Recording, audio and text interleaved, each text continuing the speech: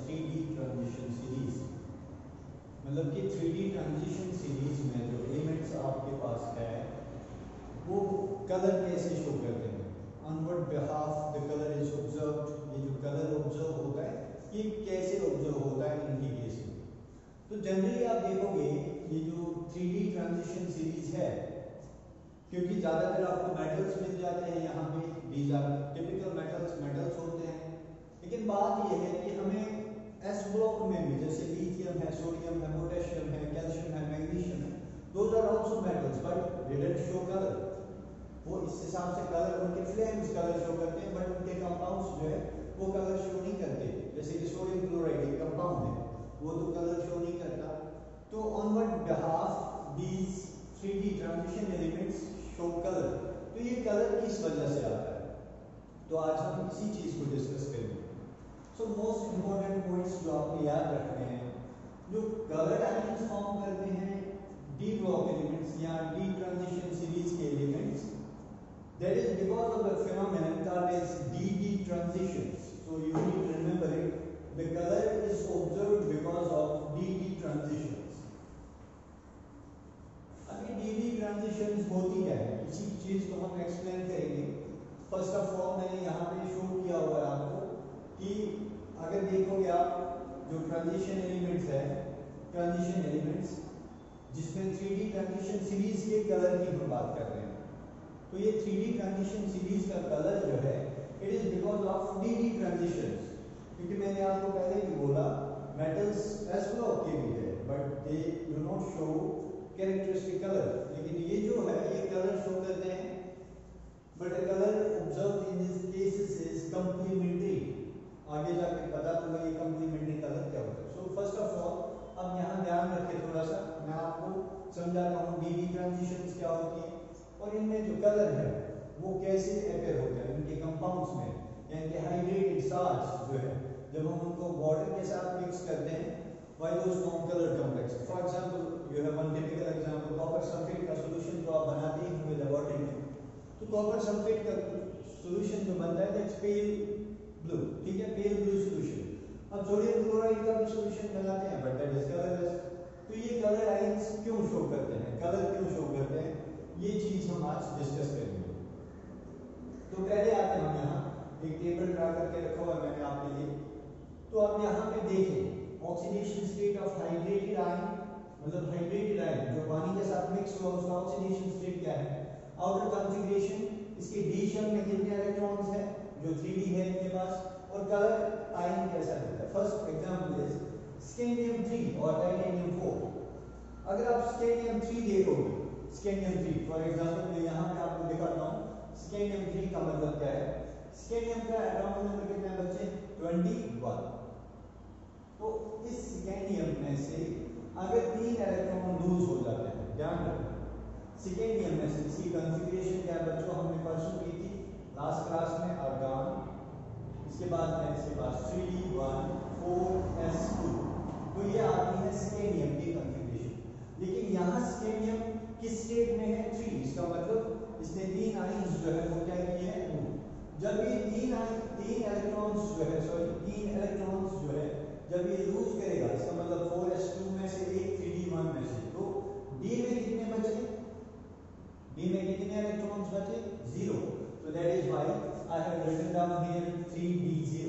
अच्छा, इसी के साथ दूसरा टाइटेनियम 4, स्कैंडियम के बाद आता है टाइटेनियम, एटॉमिक नंबर है 22।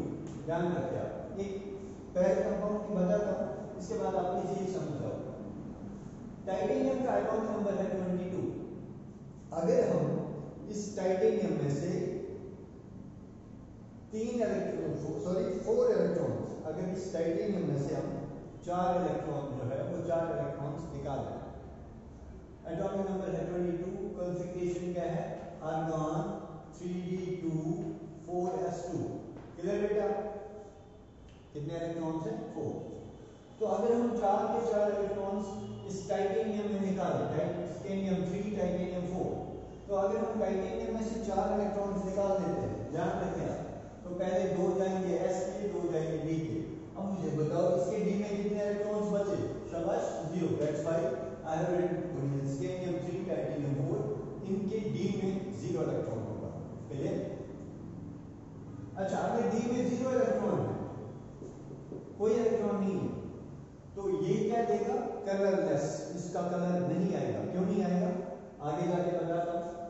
बाद चलो आप दूसरी एग्जांपल है टाइटेनियम 3।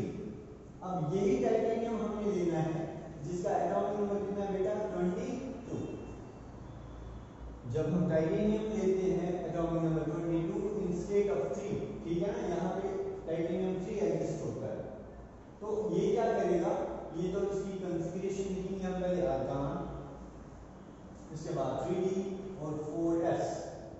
एटॉमिक नंबर क्या है 22, तो यहाँ पे भी 2 आ जाएंगे, यहाँ पे भी 2 आ जाएंगे, हो गया 18, वो 20 और 2 22, 22 इलेक्ट्रॉन्स इसके पास है। लेकिन आपके पास जो मेटल इस टाइम है वो कौन सी स्टेट में है 3, यहाँ इस ऑक्सीडेशन में 3 ऑक्सीडेशन में पाया जाता है। इसका मतलब तो इसने कितने इलेक्ट्रॉन लूज किए होंगे 3। एक तो पहले आउटर शेल के 2 करेगा, अब क्या बचा 1, वो किस में करेगा डी में से। अगर डी में से एक लूज करेगा तो डी में कितने बचेंगे 1। सो तभी मैंने लिखा हुआ है यहाँ पे कि इलेक्ट्रॉन्स लूज जिसने किए उसी के हिसाब से मैंने लिखा हुआ है।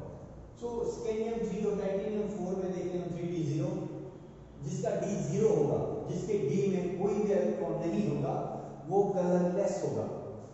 अब d1, अगर d1 है, जैसे टाइटेनियम 3 में d1 है तो ये पर्पल कलर शो करता है। अच्छा वेनेडियम 3 में, अगर वेनेडियम में आप 3 इलेक्ट्रॉन निकाल दो, इसमें बचेंगे d2, ध्यान रखना वेनेडियम 2 और क्रोमियम 3, अगर इसमें आप वेनेडियम में 2 इलेक्ट्रॉन निकालोगे तो d3 बचेगा, अगर क्रोमियम में 3 निकालोगे तो 3d3। सो होप आपको ये टेबल समझ आ जाएगा, मैंने पहले ही आपको इसके बेस्ड एग्जांपल दिखाया। अब बात है कि ये जो d0 है, सपोज यहाँ पे वो d10, आप देखें बच्चे, एक तो d0 है यहाँ पे कलरलेस और d10, these are colorless। why ये कलरलेस क्यों है, कलर कैसे आ जाता है, इस चीज को हम यहाँ पे स्टडी करेंगे। तो बेटा जो आपके पास डी या ट्रांजिशन सीरीज की इस सीरीज में से अगर आपके पास कोई भी एलिमेंट है तो आप एक चीज ध्यान रखें, सपोज हमारे पास 3D ट्रांजिशन सीरीज के लिए एलिमेंट्स हैं, तो क्या हो जाता है 3D ट्रांजिशन सीरीज की केस में, जो हमारा d ऑर्बिटल है, याद रखिए बेटा d ऑर्बिटल, d कितने अकोमोडेट करता है इलेक्ट्रॉन टोटल 10। तो d जो है हमारा ये आ गया d ऑर्बिटल, ठीक है। d ऑर्बिटल में क्या होता है d x y, शाबाश, d y z, फिर d x z, d x square minus y square, और ये आ गया लास्ट आपका d z स्क्वायर। तो ये d ऑर्बिटल है ग्राउंड स्टेट। मैं आपको समझाऊंगा कि ये ट्रांजिशन एलिमेंट्स कलर कहां से लाते हैं। तो ये आ गया आपका d orbital in ground state. तो बेटा ध्यान रखना है आपने, ग्राउंड स्टेट में जो d ऑर्बिटल होता है इसकी एनर्जी जो है वो होती है डिजेनरेट। अच्छा ये डिजेनरेट का मतलब क्या है, मैं आपको बताता हूँ। ग्राउंड स्टेट में जो ये हमारे पास चाहे 3D हो 4D हो, इस केस में हम 3D पढ़ रहे हैं तो 3D मान लो आप, ये 3D ऑर्बिटल है। तो ग्राउंड स्टेट में d ऑर्बिटल जो है इसकी एनर्जी डिजेनरेट होती है। इसका मतलब चाहे आपके पास dxy हो, dyz हो, dxz हो, dx square minus y square हो या dz स्क्वायर हो, चाहे आपके पास कोई भी ऑर्बिटल है, इन सारे ऑर्बिटल्स की 5 है, इन पांचों की एनर्जी क्या होनी है सेम, इनकी एनर्जी होती है सेम। क्लियर। अब अगर एनर्जी सेम है ग्राउंड स्टेट, मतलब ग्राउंड स्टेट का मतलब है जब इसने कोई इलेक्ट्रॉन लूज नहीं किया होगा, अपने सारे इलेक्ट्रॉन्स इसके पास होंगे। अब ग्राउंड स्टेट में जब इनकी एनर्जी डिजेनरेट है सेम, ठीक है, मान लो हमने कोई लिगेंड डाल दिया, ये मेटल है, ये मेटल है, हमने कोई लिगेंड डाल दिया। लिगेंड वो एटम होता है जिसके अंदर आप डोनेटिंग एन इलेक्ट्रॉन, ठीक है ना, जो इलेक्ट्रॉन डोनेट करता है। तो हम चलते हैं, जैसे ही कोई लिगेंड अप्रोच करेगा, मतलब लिगेंड आ जाएगा, इनकमिंग लिगेंड, वो बेटा न्यूट्रल भी हो सकता है, न्यूट्रल लिगेंड्स कोऑर्डिनेशन कॉम्प्लेक्सेस में आपको क्लियर कर दूंगा ये चीजें। लिगेंड हमारे पास न्यूट्रल भी हो सकता है, एनियोनिक भी हो सकता है। Water is a neutral ligand, H2O, O के ऊपर लोन पेयर होता है, डिस्टिंग डोनेट, ये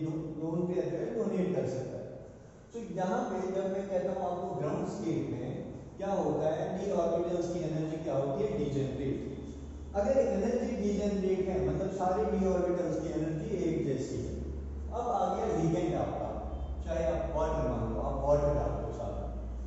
जब आप लिगेंड को डालते हो साथ में, ये डी ऑर्बिटल्स जो है आपको, ये मतलब नॉर्मली तो कुछ नहीं होगा, लेकिन जैसे आपने लिगेंड डाल दिया, जैसे आप लिगेंड ये डालोगे क्लोज इसके, मान लो वाटर डालते हो, ठीक है, अल्कोहल डालते हो, तो जैसे डी ऑर्बिटल के पास लिगेंड जाता है, ये डी ऑर्बिटल जो है ये स्प्लिट होते हैं दो हिस्सों में। ये डी ऑर्बिटल जो है कब, जब आप कोई लिगेंड लाते हो, जब कोई लिगेंड एनायोनिक या न्यूट्रल लिगेंड अप्रोच करता है इस एलिमेंट को, इस डी ट्रांजिशन के एलिमेंट को, डी सीरीज के एलिमेंट को जब अप्रोच करता है, तो ये डी ऑर्बिटल जो है ये स्प्लिट होता है दो हिस्सों में। एक होता है लोअर एनर्जी सेट, एक होता है हायर एनर्जी सेट। इसका मतलब आपका जो डी ऑर्बिटल है, जो आपका डी ऑर्बिटल है, ये दो सेट्स में ब्रेक होता है। ब्रेक कैसे हुआ, कितने ऑर्बिटल्स थे, 5, तो ये 5 में ही ब्रेक हुआ, लेकिन अलग अलग। तो ये आपका जो है this is called as T2G set, इसकी एनर्जी होती है बेटा लो, और ये आ गया आपका EG सेट, इसकी एनर्जी क्या होती है हाई। मतलब ऑब्वियसली अगर आप यहां से देखोगे एनर्जी का प्रोपोर्शन इनका, तो यहां पे जो आएगा एनर्जी लो है, और यहां ऊपर टॉप पे जो है एनर्जी क्या है, ज्यादा। अब जब ये स्प्लिट हुआ, मान लो यहाँ पे आ गया dxy, dyz, dxz, ठीक है, यहाँ आ गया आपका dx² - y², और यहाँ आ गया आपका dz²। अब क्या होगा इसमें, जैसे ये स्प्लिट हुआ, ठीक है ना, ये स्प्लिट हुआ, तो स्प्लिटिंग करके कहते हैं कलर आ जाता है। अच्छा, डी ऑर्बिटल तो स्प्लिट हुआ, अब ये कलर कैसे आएगा, मान लो ये D0 है, कलरलेस है, ये समझा दो। D0 का मतलब है कि इसके D में कोई भी इलेक्ट्रॉन नहीं है। बेसिकली कलर क्या होता है बेटा, ये भी आपका D ऑर्बिटल है, ये भी आपका D ऑर्बिटल है। अगर यहां से यहां इलेक्ट्रॉन चला जाए, यहां से यहां, ठीक है ना, एब्जॉर्ब करे एक पर्टिकुलर रेडिएशन को, और उसके बाद प्रमोट हो जाए हायर एनर्जी लेवल पे, तो वो कलर देता है। तो जब D में आपका कोई भी इलेक्ट्रॉन नहीं है, तो ये लोअर एनर्जी से हायर एनर्जी प्रमोशन पॉसिबल ही नहीं है। दैट इज व्हाई D0 जो आपका है दैट इज कलरलेस। जिस आयन की भी ऑक्सीडेशन स्टेट D0 होगी इन एलिमेंट्स में से, वो कलरलेस होगा। बिकॉज़ कलर कैसे आता है बेटा, प्रमोशन से। जब आपका इलेक्ट्रॉन लोअर एनर्जी स्टेट, ये होगी लोअर एनर्जी स्टेट से हायर एनर्जी स्टेट पे चला जाता है, प्रमोट हो जाता है, तो उसमें ये क्या करता है, ये यहाँ पे एब्जॉर्ब करेगा रेडिएशन। अब ऊपर कैसे जाएगा, ये यहाँ पे रेडिएशन को एब्जॉर्ब करता है। जब ये रेडिएशन को एब्जॉर्ब करेगा तो एक्साइट होता है हायर एनर्जी स्टेट के ऊपर। अब अगर ये हायर एनर्जी स्टेट पे गया, इसने जो कलर एब्जॉर्ब किया था, ऊपर जाके वो इमिट करना स्टार्ट करता है। और आपने एक चीज याद रखना, दी show complementary colours. Complementary colours का मतलब, मान लो इसने यहाँ से ब्लू रेडिएशन एब्जॉर्ब की, क्लियर, जब ये ऊपर जाएगा वो रेडिएशन को इमिट करेगा, ये ब्लू नहीं करेगा, उसका अपोजिट मान लो रेड करेगा। That colour is called as complementary colour. So ये आ गया कलर आयंस के बेस पे। अब बात है, यहाँ पे लिखा हुआ है D0 कलरलेस, D10 क्यों कलरलेस है ये आपको बताता हूँ। अब ये जो D10 है हमारा, ये कलरलेस कैसे हो गया। D10 का मतलब है बेटा, D में कितने इलेक्ट्रॉन्स होंगे, पूरे 10, ठीक है, ये आपकी D10। मुझे बताओ, यहाँ लोअर एनर्जी से हायर एनर्जी में ट्रांसफर हो सकता है इलेक्ट्रॉन, कैसे, क्योंकि सारे ऑर्बिटल्स हैं वो फुल्ली फिल्ड है। दैट इज व्हाई जो आपका D10 है, यहाँ पे 10 के 10 इलेक्ट्रॉन, वहां इलेक्ट्रॉन की प्रमोशन पॉसिबल नहीं है तो higher level, that is why it is colourless, और D0 भी कलरलेस होता है। D1 का मतलब है इसमें जो ये 1 इलेक्ट्रॉन होगा, ये होगा लोअर एनर्जी सेट में, यही जाके ऊपर एक्साइट हो जाएगा, क्लियर, यही जाके ऊपर, मतलब यहाँ पे अगर आपके पास 1 इलेक्ट्रॉन अगर आपके पास है, तो वो एक इलेक्ट्रॉन ऊपर अगर प्रमोट हुआ, नीचे एब्जॉर्ब की रेडिएशन ऊपर गया, ऊपर से इमिट करके hope you will understand this topic, this is so easy. तो नेक्स्ट लेक्चर में हम देखते हैं हम क्या स्टार्ट करेंगे। Thank you.